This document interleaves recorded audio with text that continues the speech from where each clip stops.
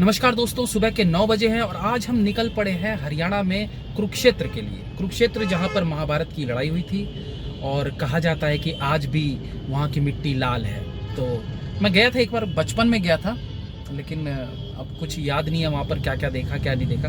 लेकिन आज हम पुरानी यादें ताज़ा करेंगे और सबसे स्पेशल बात यह है कि आज हमारे साथ एक ऐसे इंसान होंगे जिन्हें आप पुलिस ऑफिसर के तौर पर जानते होंगे, लेकिन आज हम उनका दूसरा रूप भी देखेंगे जहां वो हमसे महाभारत से जुड़ी, इतिहास से जुड़ी कुछ बातों पर चर्चा करेंगे।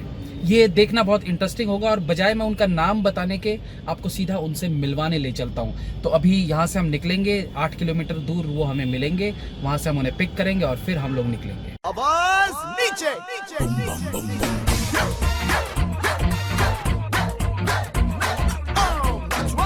तो दोस्तों, मैं आ चुका हूँ नोएडा और जैसे कि मैंने आपको बताया था कि हम एक ऐसे शख्स के साथ आज कुरुक्षेत्र की यात्रा करेंगे जिन्हें आप पुलिस ऑफिसर के तौर पे जानते हैं, लेकिन मैं उन्हें एक दार्शनिक, एक इतिहासकार के तौर पर भी जानता हूँ क्योंकि उनसे बहुत कुछ सीखने को मिलता है। तो आइए आपको मिलवाता हूँ बिहार के आईजी विकास वैभव जी से। नमस्ते सर, कैसे हैं? बढ़िया हूँ। और कुरुक्षेत्र जाना अपने आप में, इस पर तो आप मेरे साथ चल रहे हो जी। लगभग 97 में पहली बार गया था जी।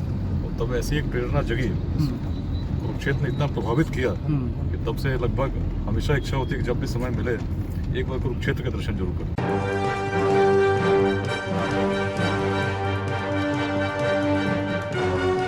तो सर, आप अपने इतने हेक्टिक शेड्यूल से कैसे निकाल पाते हो 3-4-5 दिन घूमने के लिए? आप अक्सर कहीं ना कहीं निकल ही जाते हैं। फेसबुक पर अक्सर आपकी तस्वीरें दिख जाती है सबको। ये एक रिचार्ज प्रोसेस है। जैसे बहुत काम करोगे तो परेशान हो जाते हो, और एक जैसे कुछ भी रिचार्ज करने के लिए उस सिस्टम को बहुत, खाना भी खाते हो तो रिचार्ज करते हो अपने आप, तो ये भी कुछ वैसा ही है। और ऐसी जगह जो आप जाते हो जिसने आपको कभी इंस्पायर किया हो, तो आप जीवन में जब भी भटकते हो, डगमगाते हो, तो वो जो ओरिजिनल इंस्पिरेशन थी जिसने कभी इंस्पायर किया था पूरी जर्नी को, तो फिर से वैसी उसी रूप में आ जाती है। और जब कुरुक्षेत्र की बात करें फिर तो बात ही कुछ और है। जिसने हमारे पूर्वजों को इंस्पायर कर दिया हो तो हम क्या चीज़ है। सही बात। तो ये सब कुछ कैसे, मतलब आप टाइम कैसे निकालते हैं? टाइम निकालना पड़ता है। टाइम तो देखिए हर जीवन में वही है, 24 घंटे ही है, लेकिन दिन भी उतना ही है। लेकिन जो चीज़ें अच्छी लगेंगी, जो चीज़ आपको इंस्पायर करेंगी, जिन चीज़ों को करने से आपकी एनर्जी लेवल मेंटेन रहेगी, टाइम तो निकालना पड़ेगा। तो आप ये नॉलेज वगैरह कहाँ से लेते हैं? बुक्स पढ़ते हैं या कैसे? घर पे तो रहता हूँ, तो घर में अच्छी लाइब्रेरी बनी हुई है, बहुत सारी बुक्स हैं। अच्छा। 5000 किताबें ऑलमोस्ट हैं, 5000 है, बहुत समय से ली हुई है। बट जब चलता हूँ ना तो ये हार्ड डिस्क, तो ये भी लगभग आप समझो लाइब्रेरी चल रही है। इसमें भी सारी इतिहास की पुस्तकें इसमें हैं, बहुत सारे संस्कृत की पुस्तकें हैं, सारे वेद हैं। तो ये आप मतलब अपने कॉलेज टाइम से ही कर रहे हैं कि अब जाके? डिजिटाइज तो बाद में करना शुरू किया, लेकिन कलेक्शन तो तब से ही कर रहा था। जैसे मैं आपको दिखाता हूँ, जब पहली बार कुरुक्षेत्र आया था 1997, उस समय की तस्वीरें मेरे पास हैं। उस समय जो मैंने कुछ वहाँ पैम्फलेट्स दिए, लोगों ने दिए, वो भी स्कैंड मेरे पास हैं। उस समय जो मैंने उस पर कमेंट लिखा होगा पेन से, वो भी मेरे पास है। और कुरुक्षेत्र के बारे में बहुत सारी किंवदंतियां भी हैं। ऐसी किंवदंतियां हैं कि जैसे वहाँ की मिट्टी है बड़ी लाल मानी जाती है, बहुत सारी बातें हैं। अच्छा, उसके पीछे क्या राज है? वही जो हम सुनते हैं, तो चल के लोग देखेंगे। लेकिन लोग बोलते हैं कि कुरुक्षेत्र में कुछ इतना रक्तपात हुआ कि उसके अवशेष आज भी आपको वहाँ की मिट्टी में मिलते हैं। कुछ तो रंग अलग निश्चित है कुरुक्षेत्र का। जैसे आप कुरुक्षेत्र की धूल की अगर बात करें, तो आप जब महाभारत पढ़ेंगे या विष्णु पुराण पढ़ेंगे या किसी इस प्रकार के जो पुराने शास्त्र हैं, उनको जब आप पढ़ते हो तो कुरुक्षेत्र के महत्व को बहुत बताया गया। जैसे हम किसी भी क्षेत्र विशेष के लिए बात करते हैं ना, तो बात करते हैं कि भाई ये इसका ये महत्व है, इसका वो महत्व है। कुरुक्षेत्र की जब बात आती है तो उसकी तुलना बड़े अलग तरीके से की गई। उसमें ऐसा कहा गया जैसे कि अगर हम कहें तीनों लोगों की बात करें तो देवलोक, मनुष्य लोक और इस प्रकार की बात करें, तो किसी एक लोक का तीर्थ नैमिष है, देवलोक के तीर्थ बात करें तो पुष्कर है, लेकिन यदि तीनों लोगों का कोई तीर्थ है तो कुरुक्षेत्र है। बिल्कुल सही। तीनों लोगों में पूज्य हो, जिसमें सभी देवता भी आना चाहते हो। और किसी के लिए कहा गया कि यदि कोई व्यक्ति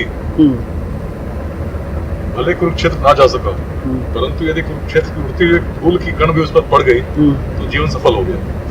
तो ये बात तो हमारे पूर्वजों ने उस समय वर्णित किया है इस कुरुक्षेत्र के बारे में। बात आती है कि कुरुक्षेत्र के बारे में ऐसी बात क्यों आई, तो लंबी कहानी है, बहुत सारी कहानियां हो सकती हैं, लेकिन जब उस समय की हम कल्पना करते हैं, जब हमारे प्राचीन ऋषियों ने वैदिक मंत्रों की कल्पना की होगी, दृष्टि की होगी, तो ध्यान इसी भूमि की ओर इंगित होता है जहाँ कभी सरस्वती अपने पूरे प्रवाह के साथ बहती रही होंगी, ऋषियों के आश्रम रहे होंगे, ऋषि जब सरस्वती तट पर बैठकर मनन करते रहे होंगे, चिंतन करते रहे होंगे, नियमित यज्ञ करते रहे होंगे, तो इस भूमि ने उनको बहुत ही प्रेरित किया होगा।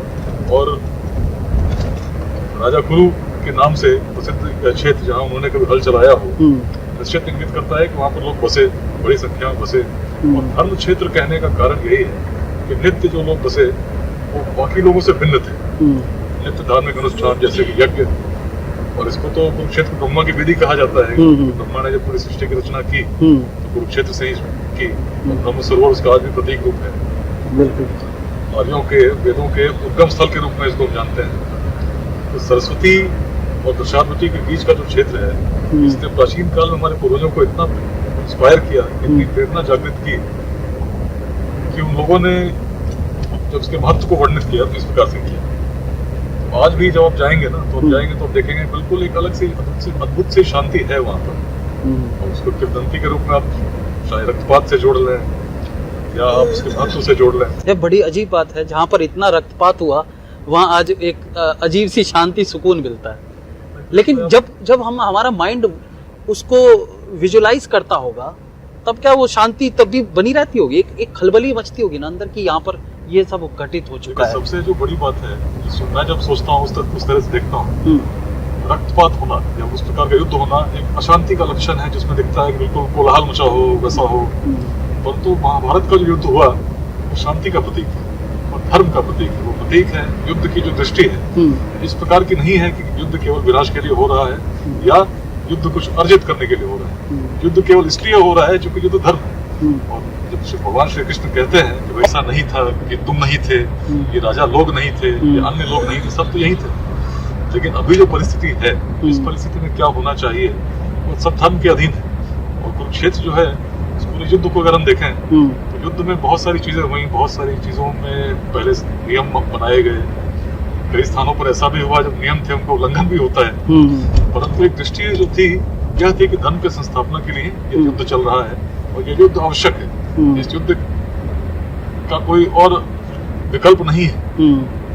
अगर आप महाभारत को पढ़ते हैं तो किस प्रकार से उस प्रकार की भावना जगी, कितना प्रयास किया गया युद्ध को टालने के लिए, सारे उस समय मिलते हैं। लेकिन किसी एक व्यक्ति की महत्वाकांक्षा जब इतनी बढ़ जाए, किसी की बात सुनने को तैयार नहीं हो, अपने ही बंधु बांधवों के रक्त बहाने को तैयार हो जाए, तो ऐसी परिस्थिति युद्ध के बिना क्या स्थिति रहती है। उस युद्ध को इसीलिए जब उस प्रकार से कल्पना करेंगे कि जो व्यक्ति केवल इसलिए नहीं लड़ रहा कि उसे कुछ अर्जित करना हो, परंतु इसलिए लड़ रहा हो कि धर्म की स्थापना हो, जो हमारे आने वाले वंशजों का भी कल्याण करे, एक संदेश दे, और जिससे भारत भूमि वैष्णव संदेशों से प्रेरणा ग्रहण करती रहे।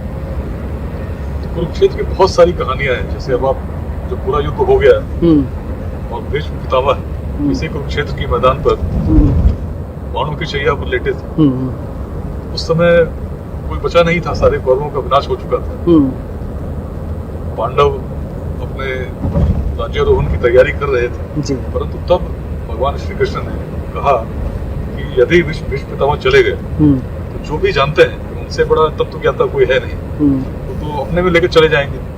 लेकिन किसी राजा का क्या कर्तव्य होना चाहिए उसे जानना चाहिए। तब उन लोगों ने जाकर निवेदन किया, और भीष्म पितामह की आप दशा सोचिए, जब बाणों की शैया पर लेटे हैं, मकर संक्रांति की प्रतीक्षा कर रहे हैं कि मकर संक्रांति के दिन ही प्राण त्यागेंगे, क्योंकि जो मैं इस प्रकार का वरदान था कि इच्छा मृत्यु जब भी चाहेंगे मृत्यु अपने शरीर को त्याग सकता है।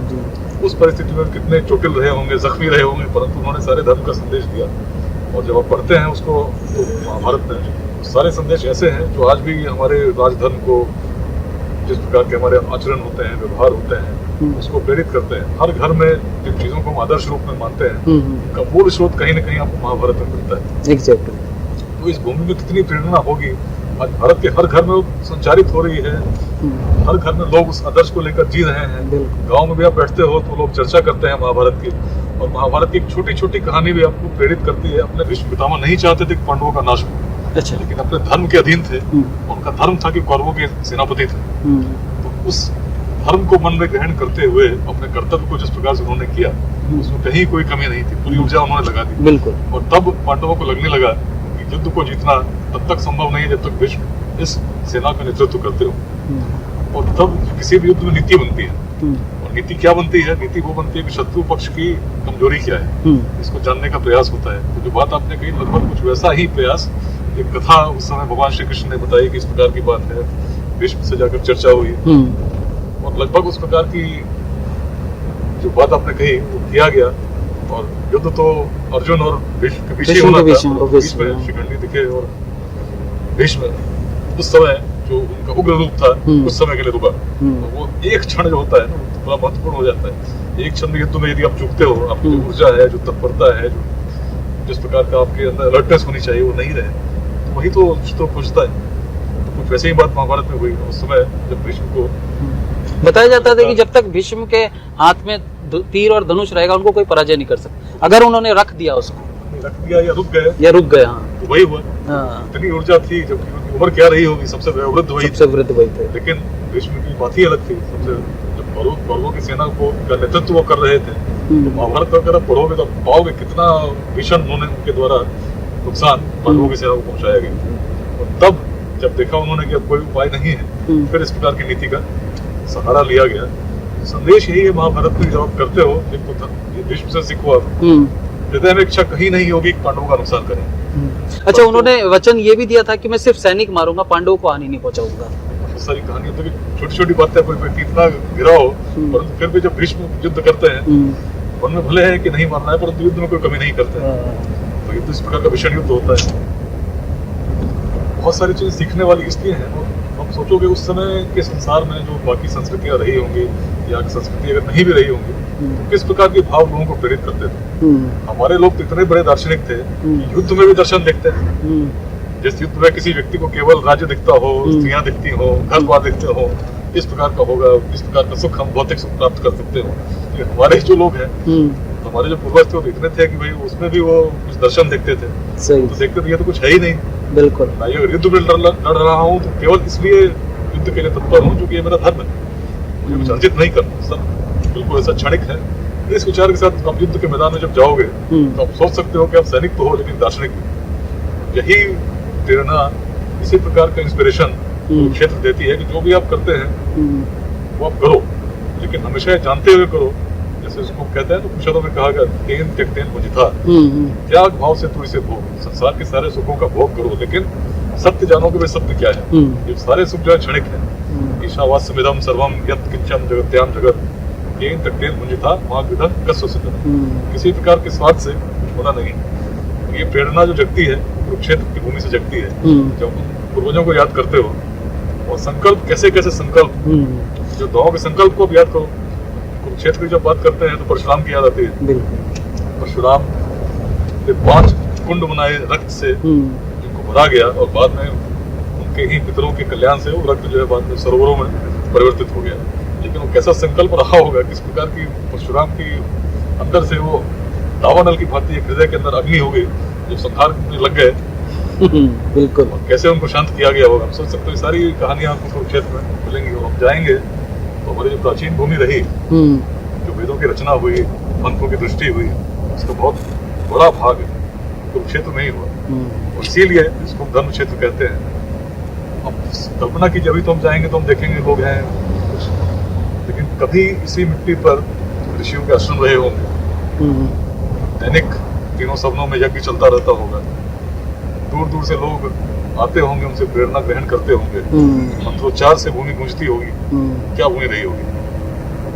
और हर स्थान से कुछ ना कुछ इतिहास तो जुड़ा ही है, साथ में किंवदंतियां भी जुड़ी हुई हैं। तो जब हम चलेंगे तो आप देखेंगे कैसे महाभारत की सारी कहानियों को लोग आज भी, उनको लोगों ने भूला नहीं है, उनको उसी प्रकार उनका स्मरण करते हैं। जैसे ब्रह्म सरोवर की बात करें तो ब्रह्म सरोवर तो सबसे बड़ा सरोवर है। सरस्वती का की जो कभी धारा बहती होगी, संभव है कि उस कुंड में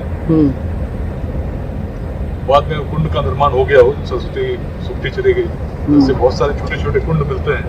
लेकिन जो महाभारत की याद करते हैं तो आप स्मरण कीजिए तो जो अंतिम युद्ध हुआ था दुर्योधन और भीम के बीच में, सरस्वती के तट पर कहा गया और उसमें ये कहा गया कि एक सरोवर था जिसमें दुर्योधन छिप गए।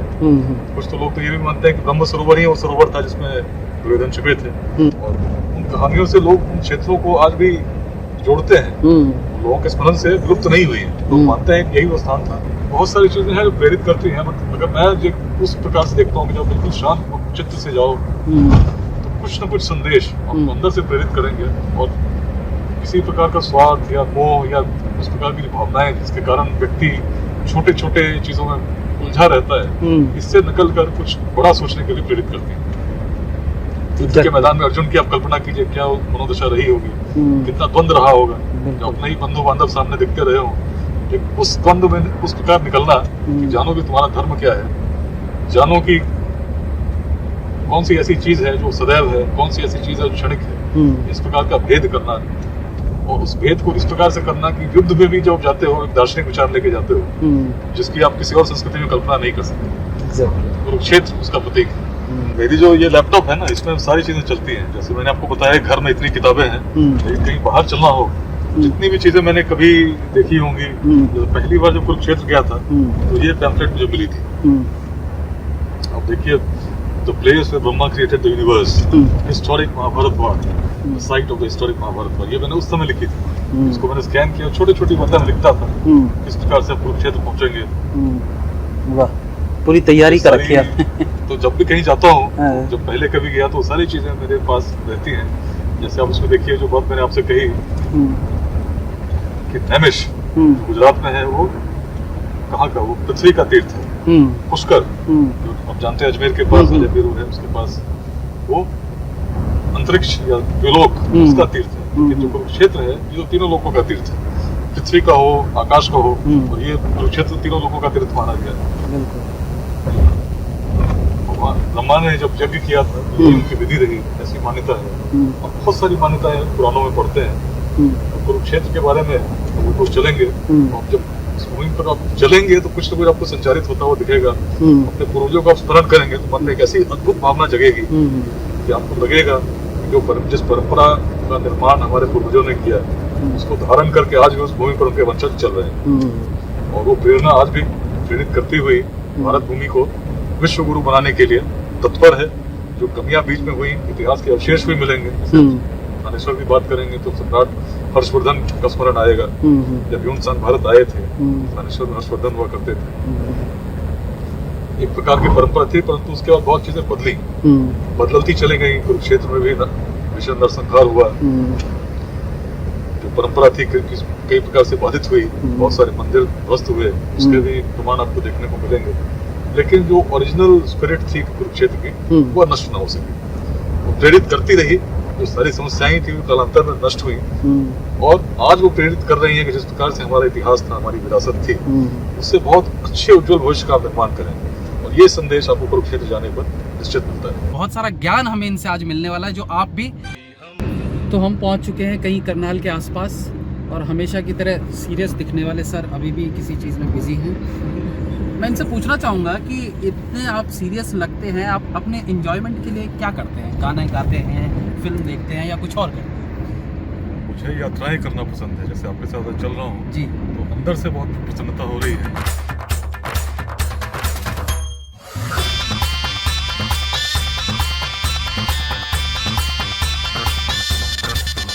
तो लंच करने के बाद अब हम आ चुके हैं मानसरोवर में। क्षेत्र आने पर सभी पूर्वजों की जो बातें हैं, कल्पनाएं थी, जो उनके मन को कभी प्रभावित करती थी, किस प्रकार से उन्होंने द्वंद्वों का समाधान किया।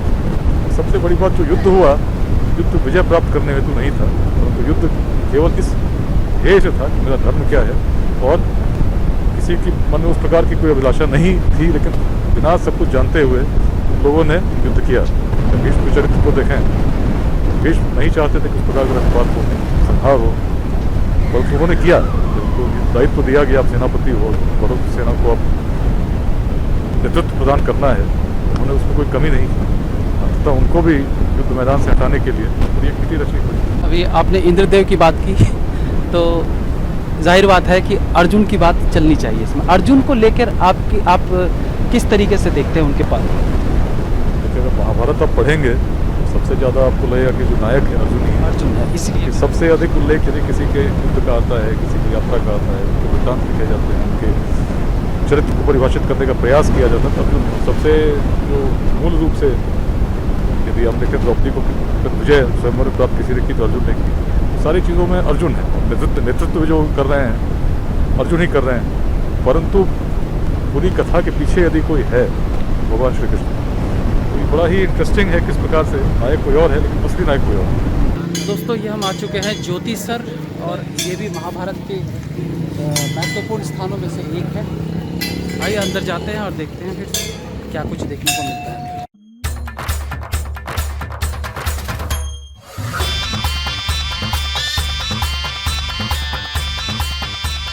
सर, यहाँ के स्थान के बारे में आप क्या कहना चाहेंगे? सबसे महत्वपूर्ण स्थान तो यही है। अच्छा। इसने सदियों तक भारत को प्रेरणा दी, देती रही, आज भी दे रही है। आइए देखिए, यहाँ भी बात रही, मुझे याद आता पहली बार जब 97 में आया था बिल्कुल शांति थी। और इस स्थल की प्रेरणा किस प्रकार बढ़ रही है, आज भीड़ देखिए। मैं पुराने चित्र आपको दिखाऊंगा उस समय की जब मैं आया था, और कितनी शांति थी। शांति आज भी है लेकिन लोग ज़्यादा हैं। अच्छा देखिए, चलिए, उपस्थित है। वाह, मज़ा आ जाएगा।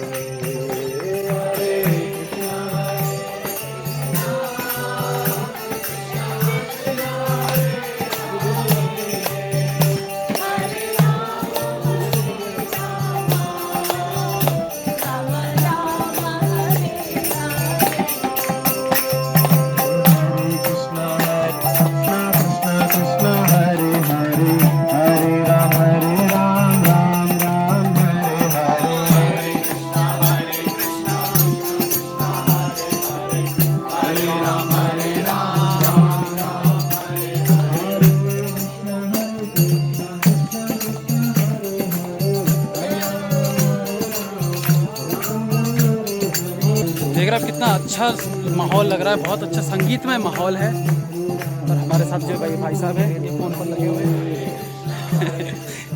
कृष्ण जी के बारे में बहुत सारी चीज़ें हैं महाभारत में बोली गई हैं, जबकि मेरा भी ये मानना है कि महाभारत के सबसे प्रमुख पात्र कृष्ण जी थे, उसके बाद अर्जुन थे। लेकिन आज की जो स्थिति है, आज मतलब जिस तरीके से, या फिर इतिहास में आप कह सकते हैं जिस तरीके से कृष्ण जी का वर्णन किया गया है, जहाँ ज़्यादातर उनके बारे में जब भी बात होती है तो 16,000 रानियों की बात होती है, या फिर राधा की बात होती है, मतलब उनके प्रेम वगैरह की बात ज़्यादा होती है, जबकि इस बारे में चर्चा नहीं होती कि पूरा महाभारत युद्ध उन्होंने बदल कर रख दिया था। इस पर चर्चा होनी ज़रूरी है, उस पर कम बात होती है, और बात होती है राधा की, 16,000 रानियों की, मतलब बेकार की बात है। दोस्तों, ब्रह्म सरोवर के बाद अब हम आ चुके हैं ज्योति सर, और हमारे साथ अभी भी बने हुए हैं विकास सर, और इनसे जानेंगे यहाँ की क्या खास बात थी। देखिए, हम जिस स्थल पर हैं यही वह स्थल है जहाँ भगवान श्री कृष्ण ने अर्जुन को उपदेश दिया था, जब अर्जुन उस द्वंद्व में थे कि युद्ध किया जाए या नहीं किया जाए। यही वह स्थल है जहाँ कहा गया कर्मण्येवाधिकारस्ते मा फलेषु कदाचन। यही वह स्थल है जहाँ कहा गया नैनम छिद्यन्ति शस्त्राणि नैनम दहति पावका न चैव क्लेद्यं तापो न शोषति मारुतः। यही वह स्थल है, और ये स्थल वह है जो हर व्यक्ति को इस रूप में भारतवर्ष में प्रभावित करता है कि हम अपने भौतिक अस्तित्व को इस रूप में देखते हैं कि जैसे हम पुराने वस्त्रों को बदलकर नए वस्त्रों में प्रवेश करते हैं, उसी प्रकार से जो आत्मा है पुराने शरीर को छोड़कर नए शरीर में जाती है। यही वह स्थान है। जीवन की प्रासंगिकता क्या है, जीवन का लक्ष्य क्या होना चाहिए, इसके बारे में भगवान श्री कृष्ण ने अर्जुन को उपदेश दिया है। तो इस स्थान पर आते ही कल्पना साकार होने लगती है, और विशेष रूप से जब आप बैठे हो प्राचीन सरस्वती के तट पर, बहुत प्यारा विलुप्त हो गई, लेकिन उनके प्रमाण के रूप में जो स्थल आज भी विद्यमान है, जहाँ कभी सरस्वती अपने पूर्ण प्रवाह के साथ वहाँ करती थी, पूर्वजों का स्मरण कराती हैं। जहाँ कभी गीता का उपदेश हुआ, कभी यहीं वैदिक मंत्रों की रचना भी, दृष्टि भी हुई। यही वह स्थान है।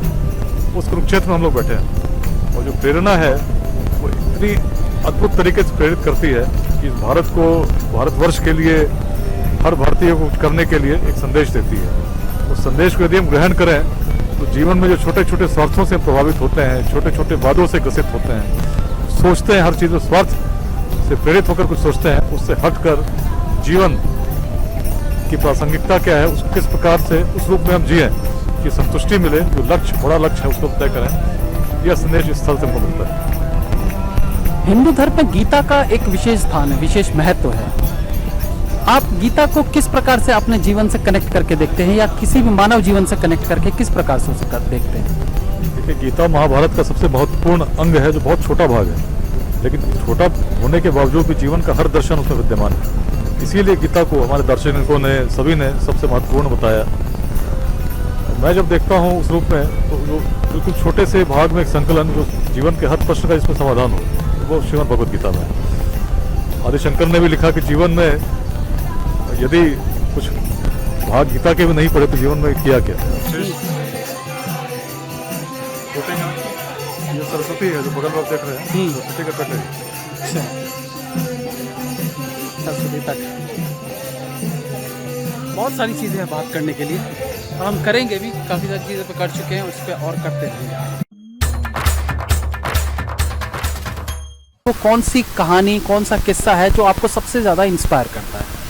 सबसे अधिक इंस्पायर मुझे यदि कहूँ तो जब भीष्म युवावस्था में अपने पिता के मन में देखते हैं कि मत्स्यगंधा या सत्यवती, उनके प्रति एक भाव जगता है, और जब वो चाहते हैं कि वे पिता की इच्छा की पूर्ति हो, और जाकर मत्स्यगंधा के पिता से वार्ता करते हैं, तो मत्स्यगंधा के पिता उस लोभ में है कि यदि मैं अपनी पुत्री दान में देता हूँ तो क्या पुत्री का जो पुत्र होगा वह हस्तिनापुर का शासक होगा या नहीं होगा। तो वैसे में भीष्म द्वारा यह प्रतिज्ञा करना, आश्वस्त करने के लिए कि मैं आजीवन ब्रह्मचारी रहूँगा, अपने आप में उस अद्भुत व्यक्तित्व को पूर्णतः वर्णित कर देता है।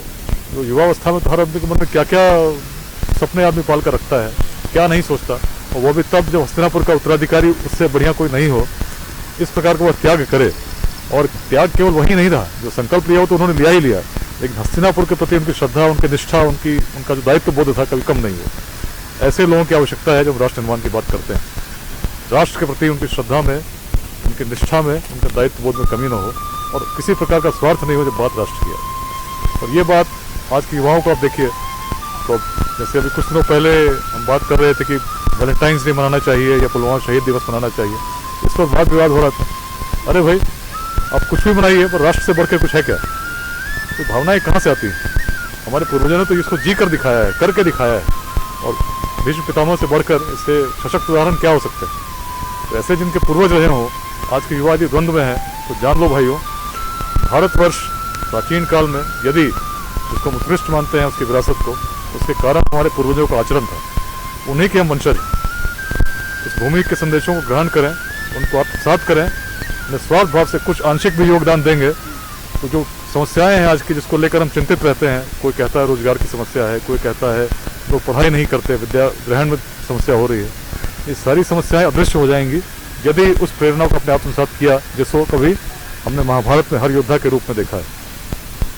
ग्रहण करो उस संदेशों को जो हमारे पूर्वजों ने छोड़ दिया है, जिनके अवशेष आज भी प्रेरित करते हैं, और कुरुक्षेत्र यात्रा का संदेश, कुरुक्षेत्र में आने का संदेश मैं जब भी ग्रहण करता हूँ, यही करता हूँ कि उस सरस्वती की धारा के किनारे कभी वेदों की रचना हुई, बाद में महाभारत युद्ध लड़ा गया। प्रेरणा इतनी विद्यमान है, वो मूक संदेश इतने हैं जो प्रतिध्वनि जो उत्पन्न करते हैं, मन में ऐसी अद्भुत प्रेरणा का संचार करते हैं, जो उस प्रकार के व्यक्तित्व का निर्माण कर देते हैं जिसकी कल्पना कभी स्वामी विवेकानंद ने की थी कि निस्वार्थ भाव से राष्ट्र के प्रति योगदान समर्पित करने के तत्पर हो जाओ, तैयार हो जाओ। और यदि 10 व्यक्ति भी ऐसे इस प्रकार के हो गए तो भारत के भविष्य को बदलने से कोई रोक नहीं सकता। हमें आवश्यकता है ऐसे लोगों की जो निस्वार्थ भाव से, उस भाव से जिसने कभी भीष्म पितामह को प्रेरित किया हो, अपने राष्ट्र के प्रति योगदान देने के लिए तैयार हो जाएं। भविष्य हम बदल देंगे, और भविष्य बदलेगा तो सबके हित में होगा, इसमें कहीं कोई संदेह नहीं।